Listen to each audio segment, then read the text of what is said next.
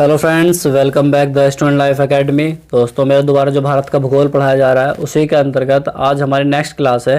ठीक है, next class को समझने से पहले आप एक इमेज देखिए कि हम किस बारे में चर्चा करने जा रहे हैं। यहाँ पर एक इमेज है, इसके द्वारा देखिए। ठीक है, हम दक्कन के पठार को लेकर आज चर्चा करेंगे। ठीक है, लेकिन उससे पहले समझ लेते हैं कि हमारी क्लास का सीक्वेंस क्या चल रहा था और क्या अब हम करेंगे। ठीक है, वैसे मैंने बता दिया दक्कन का पठार करेंगे हम आज। ठीक है, लेकिन उससे पहले जान लेते हैं कि हमारे क्लास का सीक्वेंस क्या है। ठीक है, यहाँ पर दक्षिण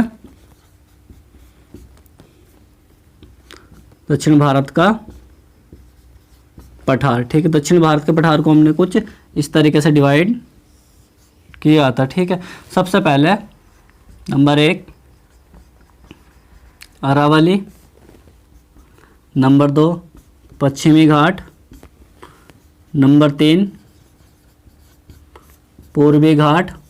ठीक है, और नंबर 4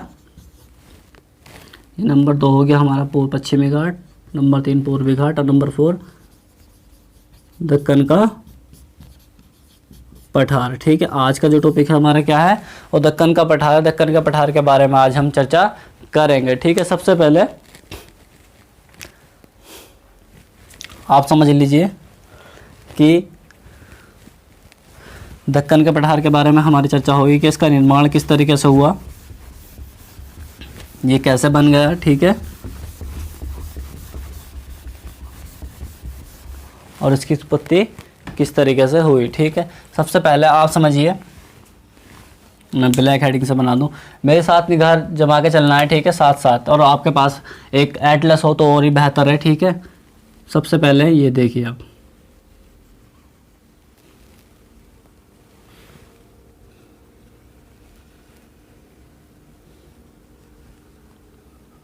ठीक है, ये हो गया हमारा पूर्वी घाट,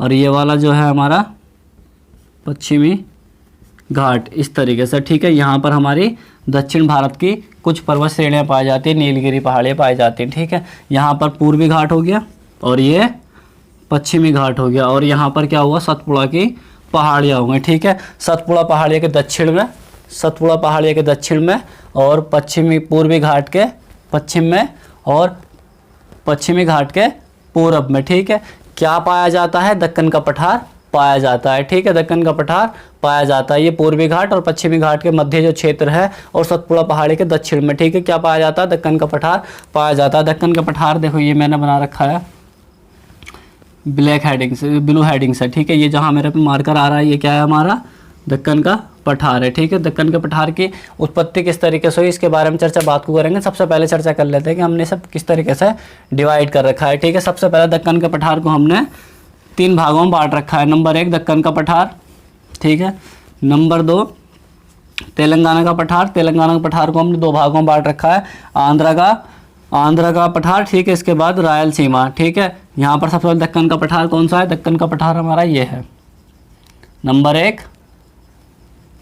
1 दक्कन का पठार। ठीक है, नंबर 2 तेलंगाना का पठार, ये हमारा नंबर 2 तेलंगाना का पठार हो गया। ठीक है, तेलंगाना का पठार एक नंबर ये है और दूसरा नंबर ये। ठीक है, आंध्र का पठार ये वाला कहलाएगा और रायलसीमा दक्षिण में कहलाएगा। ठीक है, इस तरीके से हमारा कर्नाटक का पठार। नंबर 3 कर्नाटक का पठार।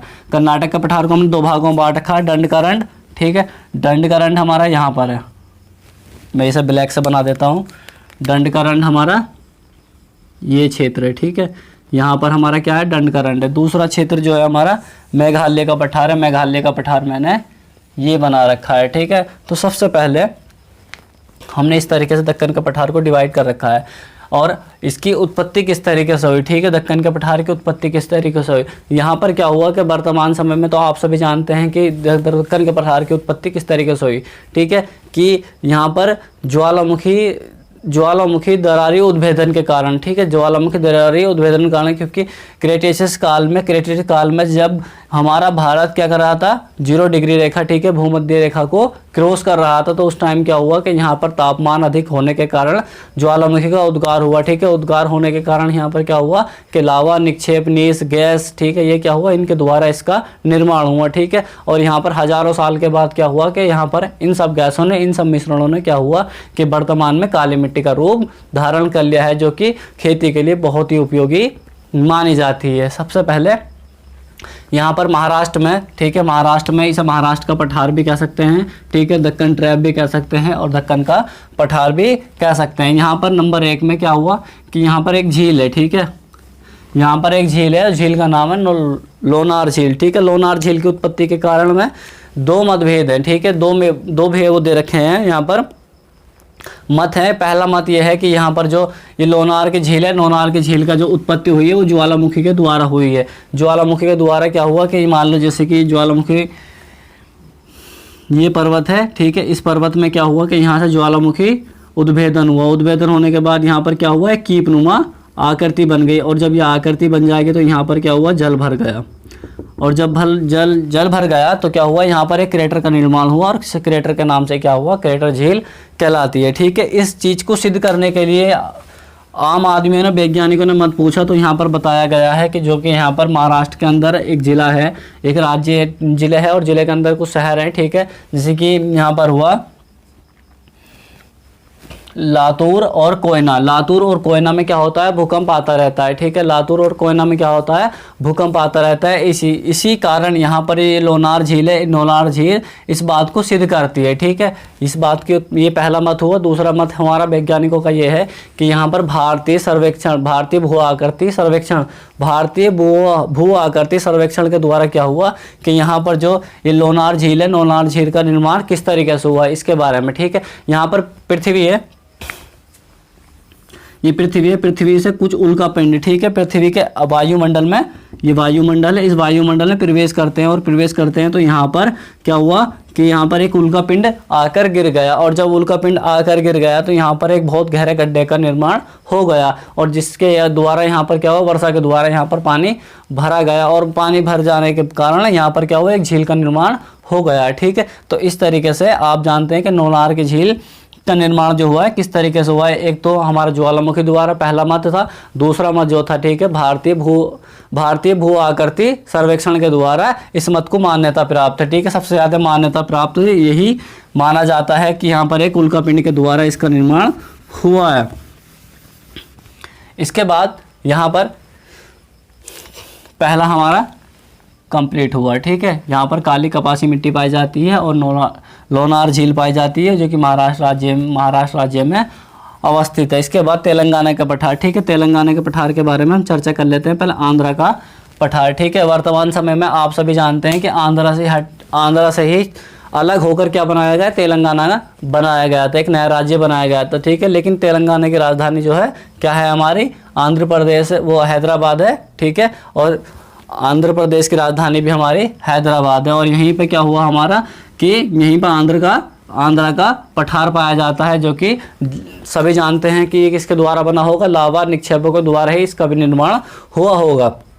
इसके बाद वर्तमान में ये आंध्र प्रदेश में ही पाया जाता है, ठीक है। ये भू आकृति दृष्टि से बहुत ही महत्वपूर्ण है क्योंकि यहाँ पर क्या पाए जाते हैं, ज्वालामुखी जो भी यहाँ पर पाए जाते हैं, संसाधन पाए जाते हैं, किसके लिए, खनिज संसाधन पाए जाते हैं और ये भी बहुत महत्वपूर्ण होते हैं, ठीक है। इसके बाद रायलसीमा, ठीक है, रायलसीमा का जो निर्माण हुआ है वो भी नीस के द्वारा हुआ है, लावा के द्वारा हुआ है, ठीक है। रायलसीमा, यहाँ पर रायलसीमा पर क्या अवस्थित है, ठीक है, नीस के द्वारा और इसकी सतह जो है मैदानी सतह है और यहाँ पर क्या है, एक इसके मध्य से बीच में होकर क्या बहती है, एक नदी बहती है। उस नदी का नाम क्या है, पेन्नार झील, पेन्नार नदी है, ठीक है। पेन्नार नदी क्या होती है, रायलसीमा से क्या बहकर बीच में से बहती है, मध्य से होकर रायलसीमा बहती है और इसका ढाल जो है क्या है, इसका ढाल जो है सब पूर्वी क्षेत्र की ओर है, ठीक है। आंध्र का पठार का ढाल भी पूर्वी क्षेत्र में है, ठीक है।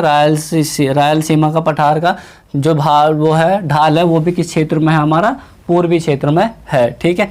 इस तरीके से यहाँ पर जो आंध्र का प्रदेश है, इस आंध्र का जो पठार है इसके अंतर्गत क्या क्या है हमारा, यहाँ पर कुलप्पा क्रम की चट्टानें पाई जाती है, धारवाड़ क्रम की चट्टानें पाई जाती है, जो आर्थिक दृष्टि के लिए बहुत ही महत्वपूर्ण है, क्योंकि यहाँ पर क्या होता है कि धारवाड़ क्रम की चट्टानों से कोयला निकाला जाता है और भी बहुत सारे खनिज संसाधन निकाले जाते हैं। ठीक है, इस तरीके से हमारा कर्नाटक का तेलंगाना का पठार भी कंप्लीट हो गया, आंध्रा का और रायलसीमा भी हो गया। इसके बाद कर्नाटक का पठार, ठीक है, कर्नाटक का पठार को दंडकारण्य पठार, और इसके बाद मेघालय का पठार। सबसे पहले दंडकारण्य पठार ये मैंने बना रखा है, यहाँ पर आप देख सकते हैं। ठीक है, इसकी जो महत्वपूर्ण बात यह है कि यहाँ पर सबसे ज़्यादा खनिज संसाधन पाए जाते हैं। इसके बाद मेघालय का पठार, मेघालय के पठार के अंतर्गत ये आता है। ठीक है, मेघालय के पठार के अंतर्गत ये आता है। इसके बाद यहाँ पर पश्चिम से पूरब का क्रम, ठीक है, पश्चिम से पूरब का क्रम, कुछ पहाड़ियाँ पाई जाती हैं कहाँ पर, ठीक है, मेघालय के पठार में कुछ पर्वत पाए जाते हैं,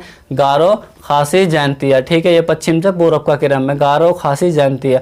गारो पर कुछ जनजाति निवास करती हैं। ठीक है, गारो के नाम से, खासी पे भी कुछ जनजाति निवास करती है जो खासी के नाम से जानी जाती हैं, और ठीक है, जैंतिया पे भी कुछ जनजातियाँ निवास करती है जो कि असम राज्य मेघालय में अवस्थित है। ठीक है, लेकिन खासी पहाड़ी के दक्षिण में अवस्थित क्या है, चेरापूंजी है। ठीक है, जो वर्तमान में, पहले क्या होता था कि यहाँ पर सबसे ज़्यादा वर्षा होती थी, लेकिन वर्तमान में यहाँ पर वर्षा नहीं होती है। यहाँ से हटकर अब कहाँ पर वर्षा होती है सबसे ज़्यादा, मानसरोवर में सबसे ज़्यादा वर्षा होती है। और यहाँ पर क्या है, ये विश्व का सबसे ज़्यादा वर्षा वाला स्थान कौन सा है, मानसरोवर में। इस तरीके से हमारा टॉपिक कंप्लीट हुआ, और आगे हमारे जो टेलीग्राम है वो डिस्क्रिप्शन में उसका लिंक मिल जाएगा, आप उस पर से जुड़कर हमारे द्वारा एक प्रैक्टिस सेट कराया जाएगा भारत का भूगोल का। ठीक है, कंप्लीट कराने के बाद वहीं से आप इसके क्वेश्चन भी लगा सकते हैं। ठीक है,